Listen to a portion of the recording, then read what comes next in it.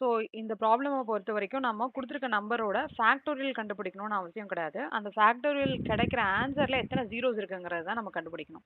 So இதோட logic என்னன்னு பார்த்துட்டு நம்ம அப்படியே ப்ராப்ளம் சால்வ் பண்ணலாம். 3 ஓட ஃபேக்டோரியல் எடுத்துக்கிட்டீங்க அப்படின்னா 3 இன்டூ 2 இன்டூ 1 ஓகேவா?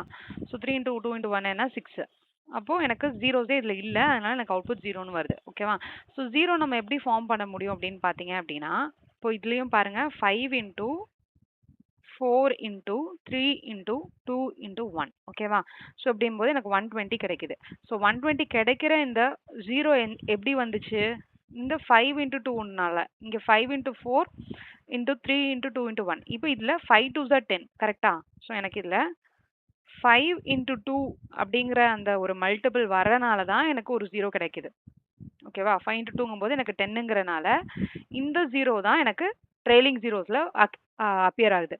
ஸோ அப்போ எனக்கு ட்ரெய்லிங் ஜீரோஸ் கண்டுபிடிக்கணும் அப்படின்னா எனக்கு இந்த ஃபேக்டோரியல் கண்டுபிடிக்கிற அந்த இதில் எத்தனை 5 அண்ட் 2s எவ்வளோ பேர் ஆஃப் 5 அண்ட் 2s இருக்குன்னு தெரிஞ்சுனாலே எனக்கு வந்து எவ்வளோ ஜீரோஸ் கிடைக்குங்கிறது தெரிஞ்சிடும். இப்போ இங்கே பார்த்தீங்கன்னா 10 இருக்கா? இப்போ இதில் வந்து எத்தனை ஜீரோஸ் இருக்குது? 1. ஸோ அவுட்புட் வந்து எனக்கு 1 கிடைக்கும். அதே மாதிரி இங்கே 10ங்கும்போது 10